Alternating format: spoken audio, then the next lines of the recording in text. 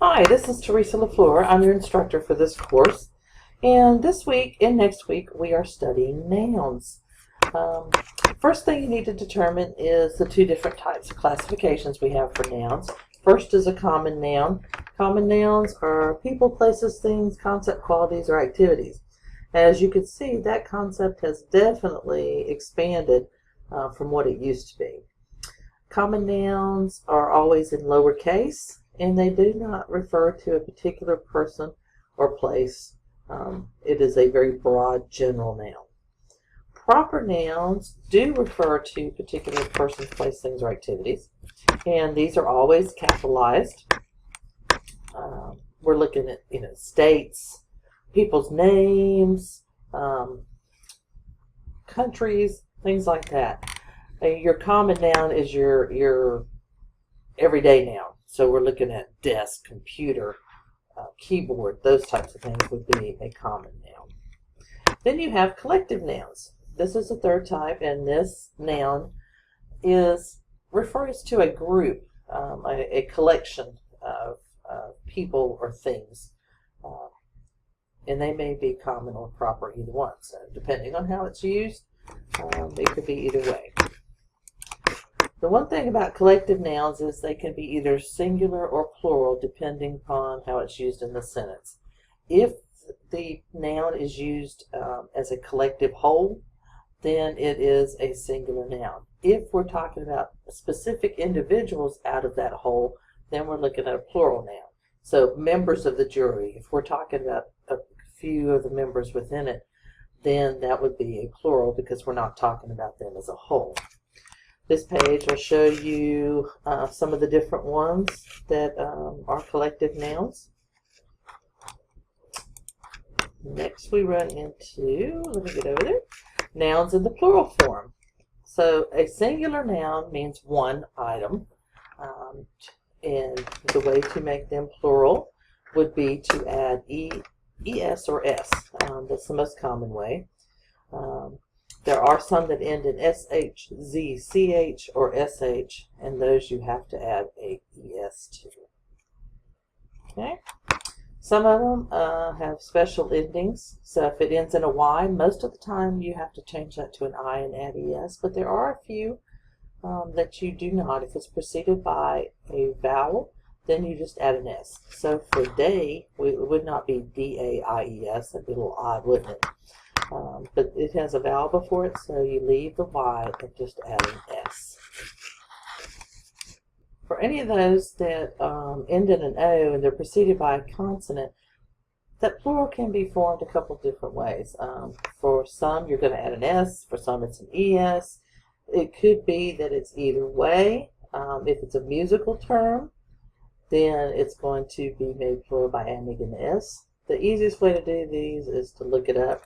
Some of these we know for sure because we've just used it for so many years. We know how it is, but you might want to look those up. Another rule with the plurals is any word ending or that has an F or FE at the end, you have to change those to a V and then add S or ES depending on how it is.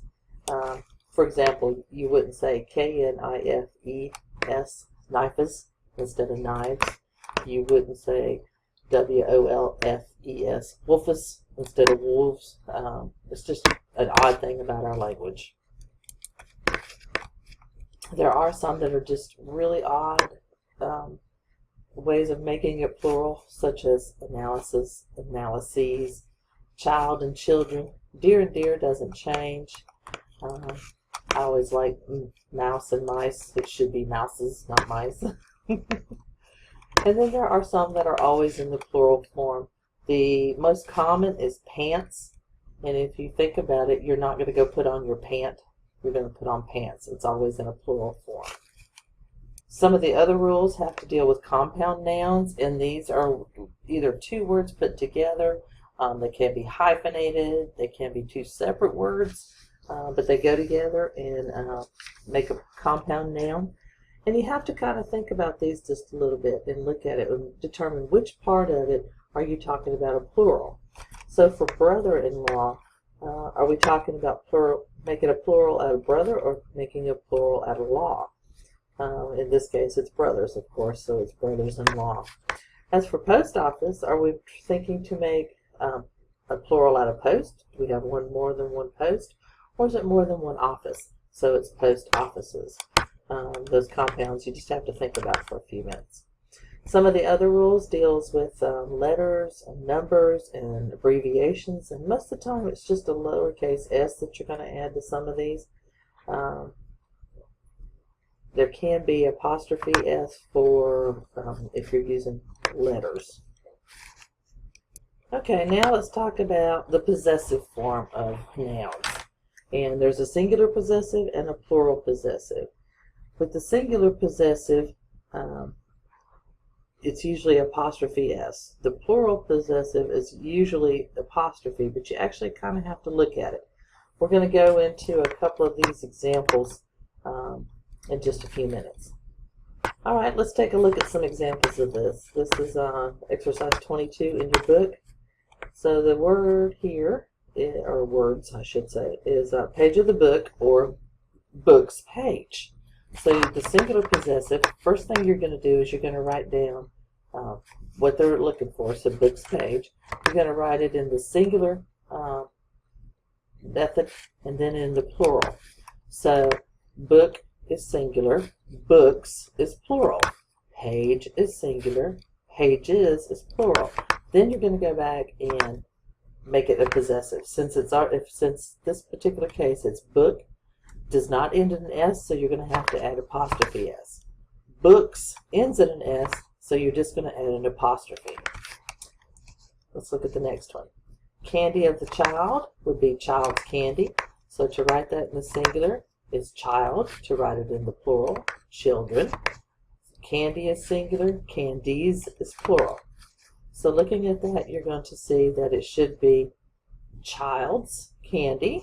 To make it the possessive, it's going to be apostrophe S because it does not end in an S. Children does not end in an S, so again, it's going to be apostrophe S. So you notice this one's a little different. Pencil of the secretary, let's put them both out there. Secretary is singular, pencil is singular. Secretaries is plural, pencils is plural. To make secretary's pencil possessive, since secretary did not end in an S, it's apostrophe S. To make it plural possessive, it already ends in an S. We just add the apostrophe. Foot of the duck is duck's foot, or duck foot, or duck's feet. To make it possessive, duck does not end in an S, so it's apostrophe S. Ducks does end in an S, so you just add the apostrophe. And the last thing I want to talk about is the Write Now section in your book. It talks about writing with clarity. This is a very important feature when you're writing anything, is you need to make sure it's clear and understandable, that your audience can understand what you're saying. You need to judge your audience and figure out what level of writing you need to do. For example, most of us are medical terminology or medical administration, I should say. And we start speaking with medical jargon, and if our audience is not at the same level we are, they will not understand what we're talking about. It'll be like speaking a foreign language. So make sure that your audience can understand what you are going to say. So don't talk over their heads. Make sure they can understand what terminology you're using. And just make it easy for them to comprehend what you're saying. Also, make sure that you're only using one thought in each sentence. We don't need run-on sentences. We don't need you changing thoughts in the middle of it. Split those up into separate sentences. And the most important thing is to make sure you write grammatically correct sentences. One of the big things right now is texting language. And you can't do that with your writing that you're going to do for school or for work, especially like emails. Texting is for phones, not emails. And you need to make sure that you do not use any of that texting language. Make sure your I's are capitalized, that you use apostrophes, that you use punctuation, that you use the correct form of the word, such as there, there, there. and that it looks presentable, and that makes a big difference because your email is going to go out to most of the place that you work at. A lot of people will be seeing that, and you don't want to be writing in texting language for that. Okay, I hope that helped you a little bit with Chapter 2, and if you have any questions, please give me a call, come by see me, send me an email, send me something.